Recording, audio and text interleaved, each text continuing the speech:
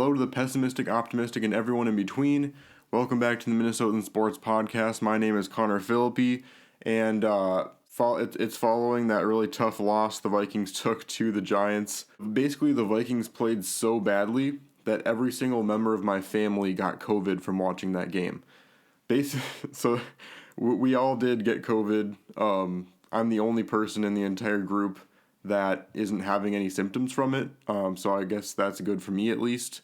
But everyone else, including my wife, is pretty down in the dumps right now. So that's all on the Vikings, of course. It was just such a bad game and such an awful way to end the season that everyone, I wonder if anyone else watching along in Vikings territory got any kind of COVID or sickness from watching that game.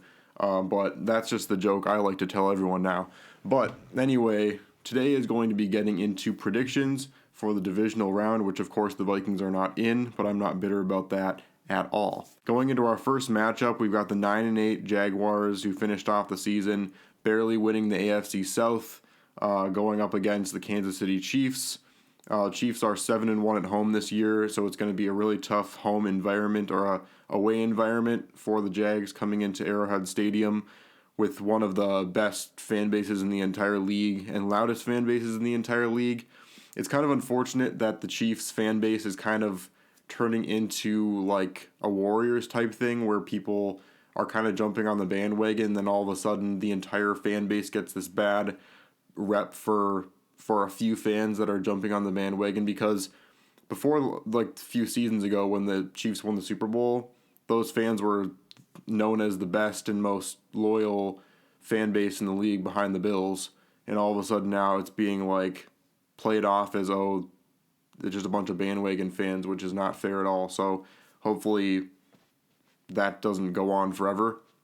The bad representation for that. But anyway, going into this game a little bit, there is one game that they played against each other so far this year.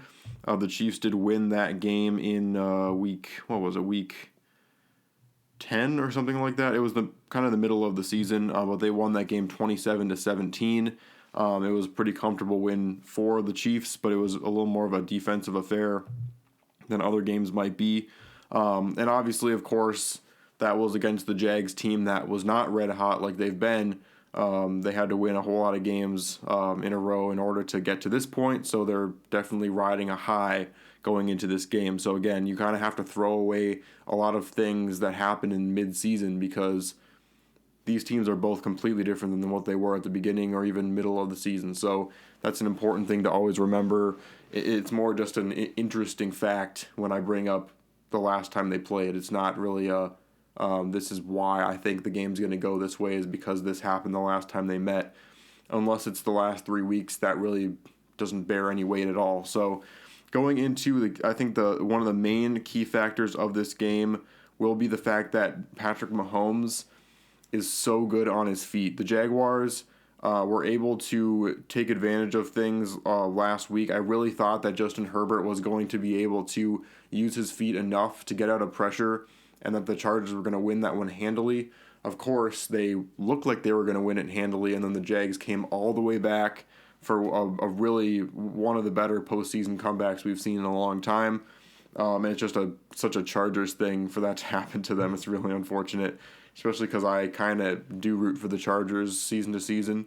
So, of course, the other team I root for is going to lose that way, because, of course, that happens to me. But going into my predictions for this matchup, it would be really difficult for me to not pick the Chiefs here, and I am going to pick the Chiefs.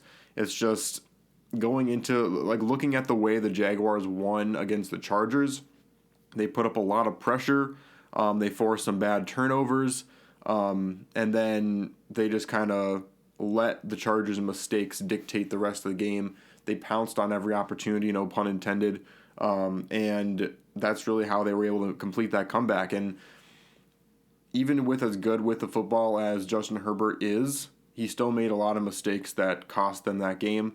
And I don't think Patrick Mahomes is going to do that. I think this Chiefs team is too careful.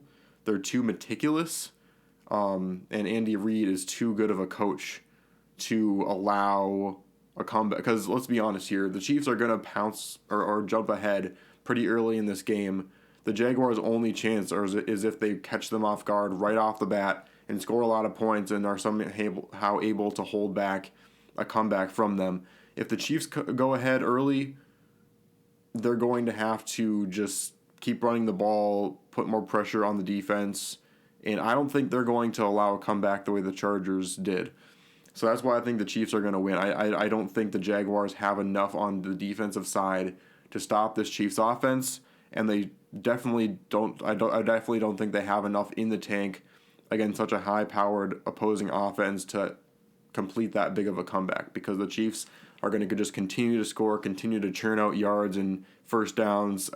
It's just too dangerous of an offense. Travis Kelce is going to have a big day, I think, and I think this offense is just going to continue to roll. It's going to be really difficult for the Jaguars to complete this game. Going into the next one, we have the Giants going up against the Eagles. Of course, the Giants beating the Vikings to get to that point. Vikings coming up 5 yards short on a 4th and 8. Again, not bitter about it at all. But the Giants going into this game 4-4 away on the season. Eagles are 7-2 at home. Of course, those 2 home losses both came when Jalen Hurts was not playing, and of course he'll be in for this game. Jalen Hurts being one of the lead MVP candidates. A.J. Brown also up there with almost 1,500 yards on the season. This is going to be a really difficult one for the Giants. The Eagles killed them in their it was either week 14 or week 15 matchup, and then they played them again week 18. Giants resting the majority of their starters, and the Eagles won that one pretty handily too to secure that number 1 seed. This is going to be a really tough one for the Giants, because what the Giants did against the Vikings, which of course it's Ed Donatel, but what the Giants did against the Vikings in order to win that game was they used Daniel Jones' legs. I'm thinking about another kicker that the Vikings passed up on that they should have taken a chance on. But Daniel Jones used his legs and then able to find just wide open guys in the middle of the field like the Vikings have done every single week of the season, allowing that. And then on top of that, they really killed us with Saquon, and he really ran the ball well.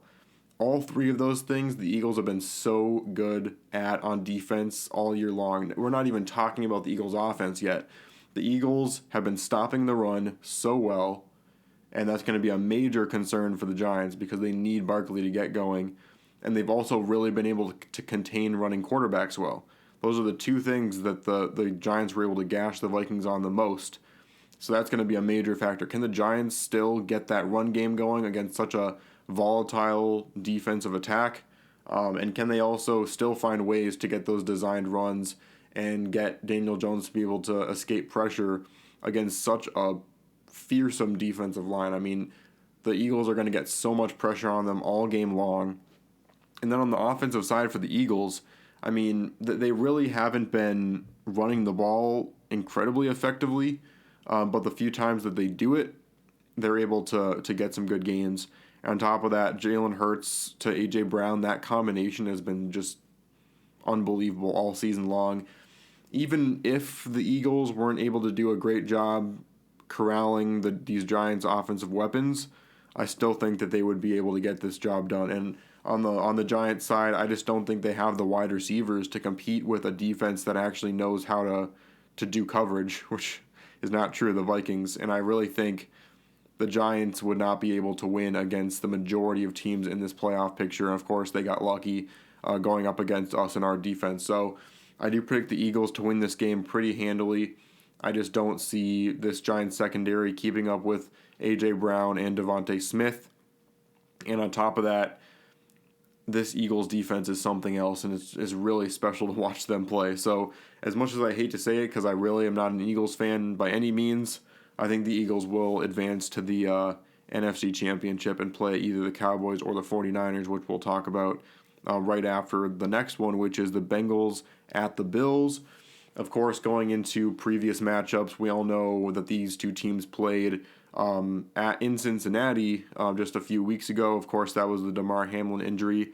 The game got canceled, so this is kind of the two teams meeting up again. Of course, now it's at the Bills versus at the Bengals, which is a huge difference in home field advantage. The Bills are 7-1 at home, but the Bengals are 6-3 away so far in the season. And I think this is going to be the best matchup of the entire week. Two just very even teams. The Bengals are coming off, honestly, even hotter than the Bills are. They've just been killing it through and through. Of course, they did have kind of a rough game against the Ravens. They cut it really close, considering it was against a team that had their second-string quarterback in. But let's face it, Huntley is the best backup quarterback in the NFL, in my opinion. Cooper Rush is pretty good too, but I think he's the best backup in the league. But either way, the Bengals, I'm sure, feel like they should have really won that game a lot more handily. But the Bengals are another one of those teams that definitely play up or down to their opponents, and they're definitely. I have no skepticism. Yeah, that's the word. I don't have a whole lot of skepticism about their ability to come back from that game against the Ravens and really play tough against a really good opponent. Getting into the main factors of this game, I think the Bengals are going to have to really. There's going to be two factors, and it's the same factor I've talked about the Bills all season long. First of all, the Bengals all season long is, can that offensive line hold up? And they are lucky because Von Miller is not in this game.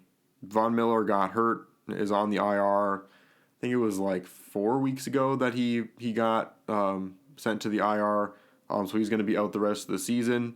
And that's a big hit to the Bills. It has been a big hit to the Bills. Their pressure has not been the same since he got out.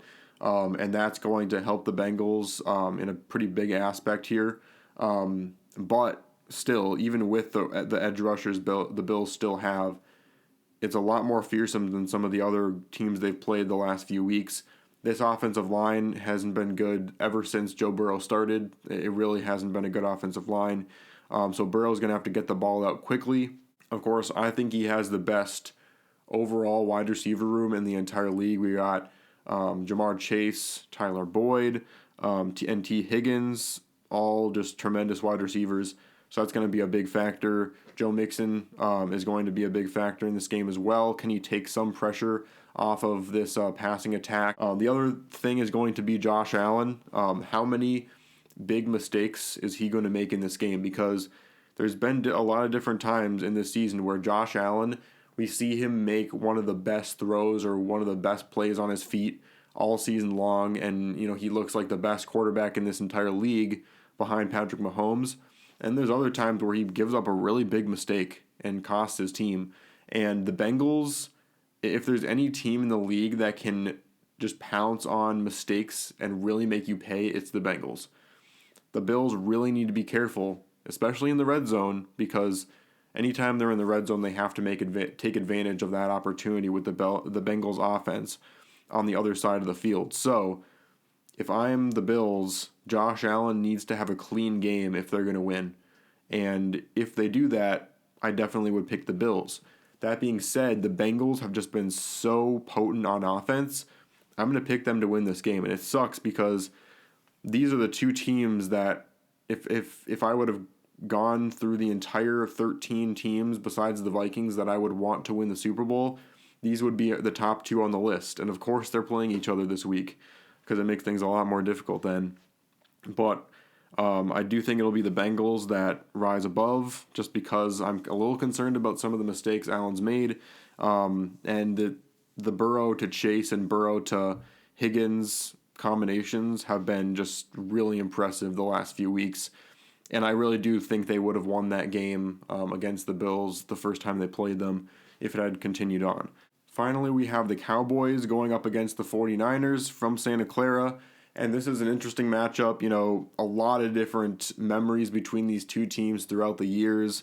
There's a lot of history. Terrell Owens being a whole saga. These teams have played in a lot of playoff games over the years, so it should be a really fun matchup. And this is going to be the only game this entire week that isn't between two teams that have already played each other so far this season. So these two teams are getting their first looks at each other in the playoffs. That's always exciting. There's always a lot of different factors that come into play when two teams have not seen each other all season. And the main factor of this game, I think, is going to be how much the Cowboys can limit the 49ers on defense. The Cowboys have the defense to try and disrupt some of the things the 49ers are doing. The 49ers are just running end arounds. They're, running a bunch of RPOs, and there's a lot of different things the 49ers are doing, and Shanahan is doing to help Brock Purdy to get more and more acclimated with this offense, and this offense will always leave you guessing. But even with that said, Brock Purdy has been playing very well. I think the 49ers, I think this game would be really close if Purdy had come in looking rough and it looked, inexperienced. I think that Shanahan's style of play calling would still put the 49ers in pretty good shape in this game. That being said, Brock Purdy has been looking really good. He's been playing about as well as Garoppolo did, if not better, in the few weeks we've seen him so far. This is an incredibly potent offense. Their defense gets to the quarterback like no other. It stops the run. This is, in my opinion, they're playing like the best team in the league the last few weeks. So it's going to be a really difficult battle for the Cowboys.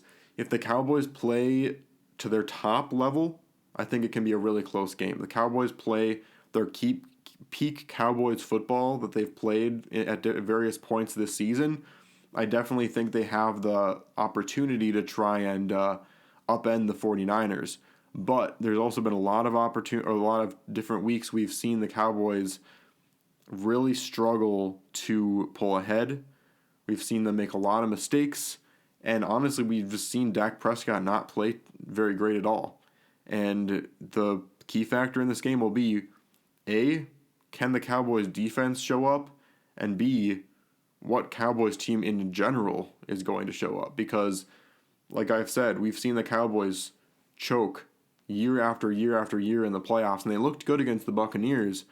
But in this situation, in the divisional round, can they step up? Can Dak Prescott be the main reason why this team wins? He can't just ride the defense anymore. He has to take matters into his own hands. And if he does that, I think the Cowboys have a shot. That being said, I think the 49ers will win this game. They've just been looking too good the last few weeks. They are rolling on offense in every form of the definition. Every single time you think they might be in trouble, they get another first down through whatever means necessary. And the Shanahan offense is so potent. So I think the 49ers will win and advance. So if my calculations and my predictions are right, it would be the Chiefs and the Bengals playing each other in the AFC Championship. And then it would be the Eagles hosting the 49ers in the NFC Championship, which would be probably the battle of the century. Really good matchup. So we'll see what happens in these games. Please let me know in the comments what you think about my predictions, if there's anything you'd like to add. Like I've been saying, I'm sitting out the next few days from work and everything because I have the vid. So please let me know if there's anything you want me to talk about, any ideas. As always, I'll do videos on whatever you suggest in the comments. So thanks again so much, and I'll see you on the flip side.